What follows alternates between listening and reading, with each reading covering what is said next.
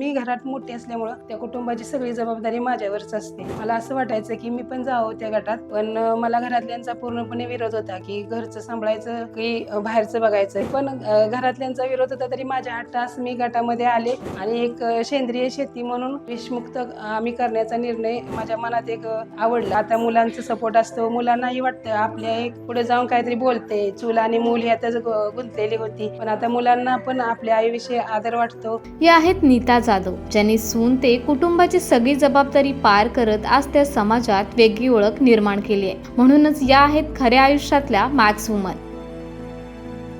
नमस्कार, मी नीता सुभाष जाधव, सरसेनापती प्रतापराव गुजर महिला शेतकरी गट भोसरे या गटातील मी एक सदस्य आहे. तर माझं असं कुटुंब आहे की माझ्या कुटुंबामध्ये माझे मिस्टर, मी आणि मला 2 मुले आहेत आणि माझ्या जाऊबाई, त्यांची 2 मुलं आहेत, एक मुलगा एक मुलगी आहे आणि त्यांना मिस्टर नाहीत.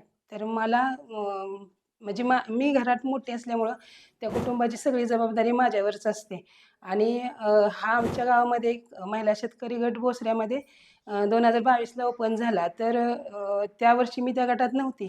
मला असं वाटायचं की मी पण जावं त्या गटात, पण मला घरातल्यांचा पूर्णपणे विरोध होता की घरचं सांभाळायचं की बाहेरचं बघायचं. त्यामुळे मी काय त्या गटात येऊ शकत नव्हते. पण मला असं वाटायचं की वेगळीच ऊर्जा माझ्या मनात येत होती की आपण गटामध्ये जावं आणि एकतर म्हणजे इर्जिक पद्धतीने शेती करायची. पण माझी थोडीशी म्हणजे मी तब्येतीविषयी बोलते. माझी तब्येत अशी असल्यामुळे मला काही शेतातली कामं एवढी जास्त होत नाहीत. तरी पण गावातील म्हणजे मजूर पण भेटत नव्हते. तरी मला हा शेतकरी गट एक मिळाला तर बाबा इर्जिक पद्धतीने शेती करता येईल असं मला वाटायचं. मग मला वाटायचं या गटात जावं आणि एक शेती करावी. सुरुवातीला घरातून विरोध झाला, पण स्वप्न सोडलं नाही.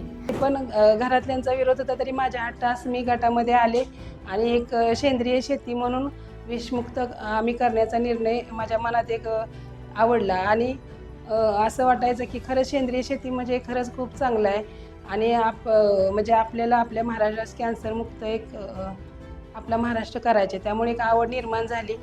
हळूहळू घरच्यांचा दृष्टिकोन बदलला आणि त्यांनी मला साथ दिली. आज मी गटात नेतृत्व करते आणि इतर महिलांना प्रेरणा देते. आणि नंतर दुसऱ्या वर्षी प्रशिक्षण होतं त्यावेळेस मी म्हटलं, माझ्या मुलाला म्हटलं की माझ्या मिस्टरांनाच आपण लावूया ट्रेनिंगला, म्हणजे त्यांना गट म्हणजे काय कळेल.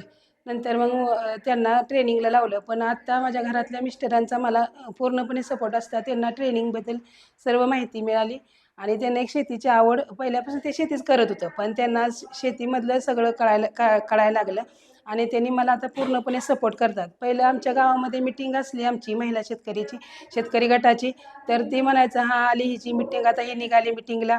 असं वाटायचं मिटिंगवरून येताना आपल्या घरी गेलं की ओरडा खावं लागणारच आहे.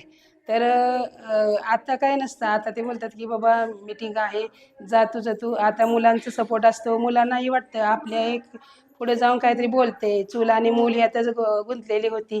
पण आता मुलांना पण आपल्या आईविषयी आदर वाटतो आणि आम्हाला पण एक पाणी फाउंडेशनमध्ये एक नवीन ऊर्जा, पाणी फाउंडेशनमध्ये एक शेतकरी गट आम्हाला नवीनच जन्माला घातल्यागत असं वाटायला लागलं आणि आम्ही सेंद्रिय शेती पूर्णपणे करतो आणि उषाताईंची आमची 2023ला एक ओळख झाली आणि स्मार्ट सखी म्हणून त्यांनी आम्हाला एक नवीन ओळख दिली आणि आम्ही स्मार्ट सखीशी जोडले गेलो आहोत. तर मी स्वतः रव्याचे लाडू करते. आमच्या पूर्णपणे गटानं आम्ही रव्याचे लाडू करतो, पण त्याची रेसिपी मी एकटी करते आणि त्या सर्व महिला मला सपोर्ट करतात. आम्ही एकत्र येऊन रव्याचे लाडू करतो आणि मला म्हणजे स्वयंपाकातील म्हणजे मी चांगली गृहिणी आहे आणि मला स्वयंपाक, शेती करायला खूप आवडतं आणि असं वाटतं की स्मार्ट सखी बरोबर एक उंच भरारी घ्यावी.